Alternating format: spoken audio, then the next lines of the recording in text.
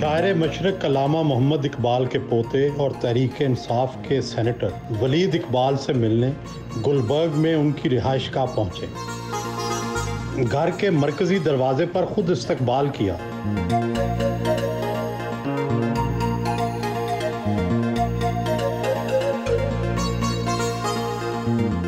अल्लामा sir Mohammad Iqbal के पोते और senator justice doctor Javed Iqbal के बेटे, विरासत में क्या मिला?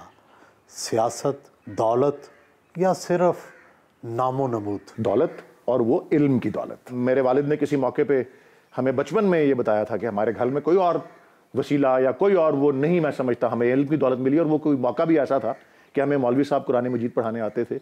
तो आपको पता है बच्चे होते हैं, मौलवी साहब पढ़ाने को भी कभार को ऊंच नीच हो जाती है। तो उनके नॉलेज में ये बात आई कि हमने बदतमीज़ी की है मौलवी साहब से, तो उस पर बहुत बरहम हुए।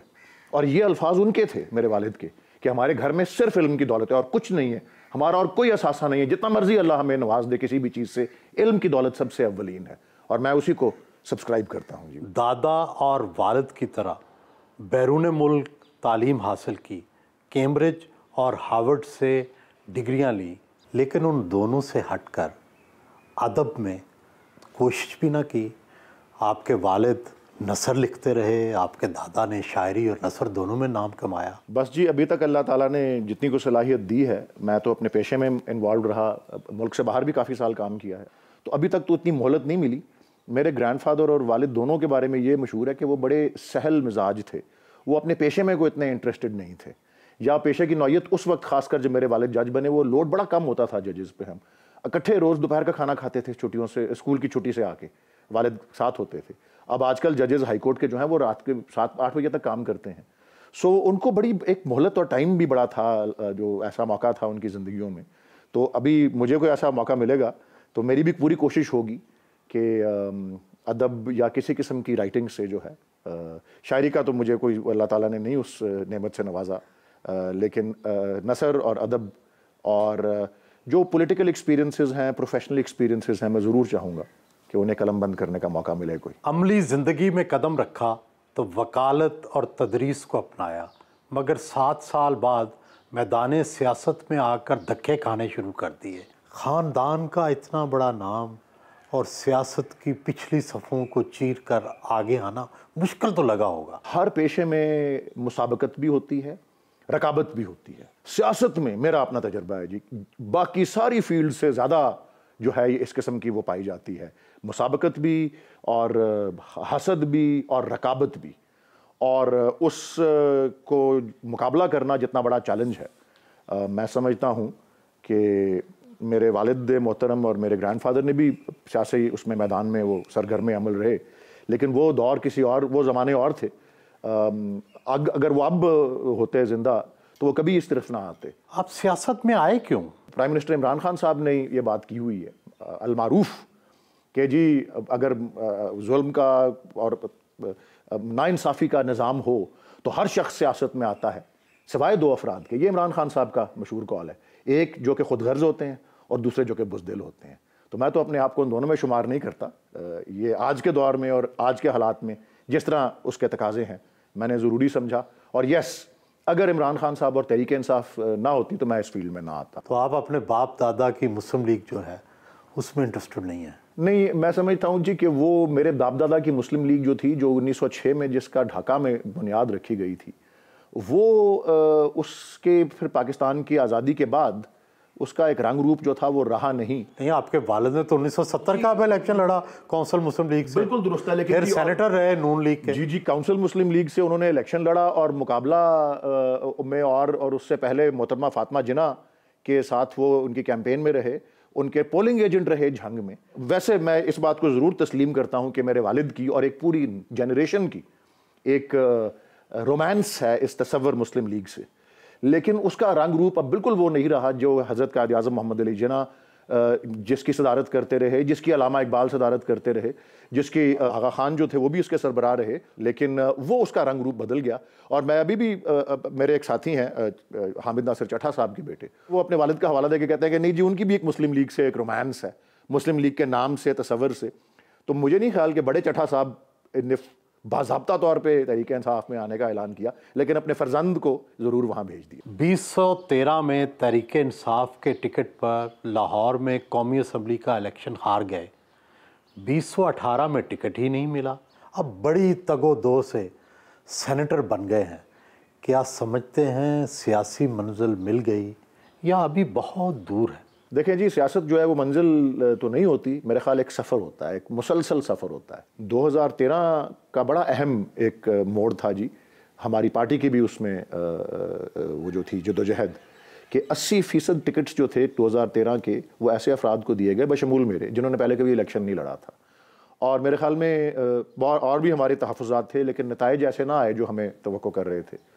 और 2018 में फिर उस स्ट्रैटेजी को बदला। हो सकता है कि मैं 18 में भी अगर मुझे टिकट मिला होता तो मुझे फिर वही उसी किस्म का सामना करना पड़ जाता जो 2013 में था। आपके ख़ानदान का बड़ा नाम है, आपने ख़ुद भी बड़ी सियासी जद्दोजहद की।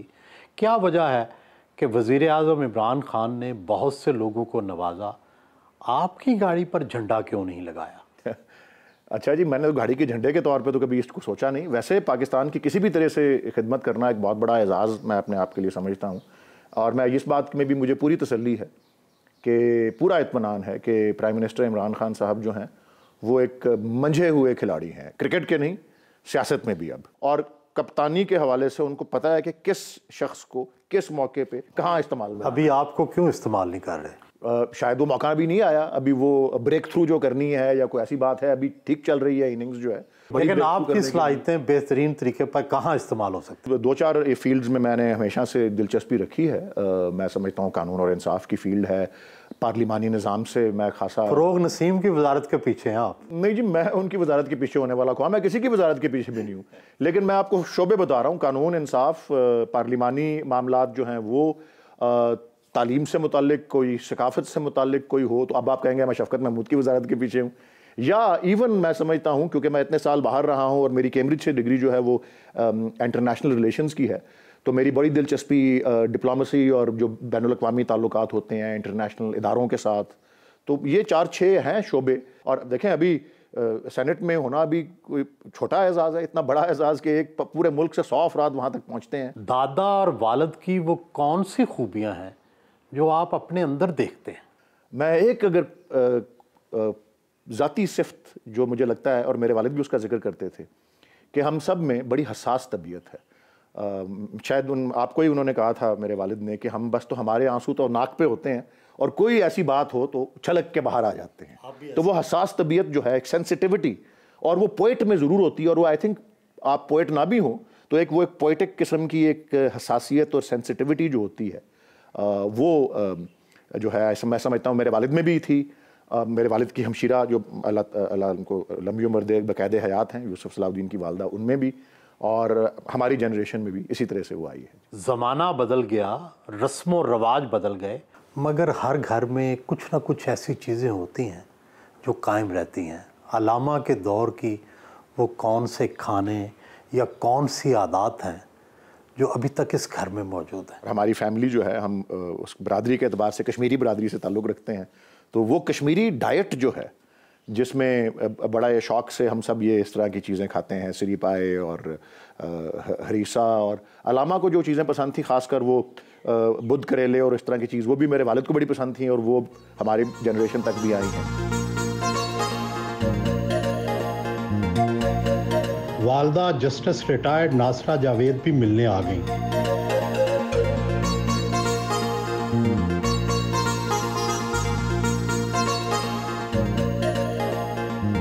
नाश्ता वालदा के हमराह किया। वलीद कैसे बेटे हैं? बचपन में शरारती थे, अब कैसे हैं? आपकी कितने फरमा बरदार हैं? आप इनके क्या प्रॉस्पेक्ट्स देखती हैं? असल में जहाँ घर में सिर्फ लड़के हो ना, उस घर में एक खलासी पुर नहीं होती, बेटी के होने के जो ज़रूरत होती है ना। और शुरू से ही मुझे बड़ा शौक़ था कि बेटी हो। डॉक्टर साहब को भी बड़ा शौक़ था, लेकिन हमारे यहाँ सिर्फ औलादे नरीना हुई तो इससे वो खला पूरी हो नहीं सकी, और इनको भी बड़ा शौक़ था। लेकिन वलीद जो बचपन में था ये बात मानता था हर बात। शरारती तो थे, जहाँ लड़की ना हो वहाँ लड़के शरारत करते, लेकिन बात मानता था, पढ़ाई में मेहनती था। मैंने कहा अगर पहले 10 दर्जों में आप आ जाओ काफ़ी है।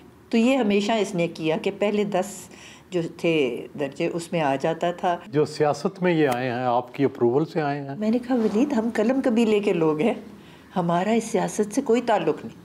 कहता है देखिए आपका वक़्त था, गुजर गया, आपने नहीं सियासत में हिस्सा लिया, आपकी मर्ज़ी, मेरा वक़्त है। मैंने कहा ठीक है। तो मैंने कभी दखल नहीं दिया फिर कि क्या करना चाहते हैं। मुनीब में और वलीद में क्या फ़र्क है? हमारे लिए तो दोनों हीरो हैं ना, इकबाल के पोते होने की हैसियत से, लेकिन बतौर माँ आप कैसे डिफ्रेंशिएट करते हैं? जो बड़ा है ना उसकी आप यकीन जानिए इतनी ज़्यादा है उसका मुतालिया, हर चीज़ पे उसको है, लेकिन वो अमल नहीं करता। और ये जो है ये साहिब अमल है, ये पढ़ता भी है लेकिन उतना नहीं जितना उसको पता है।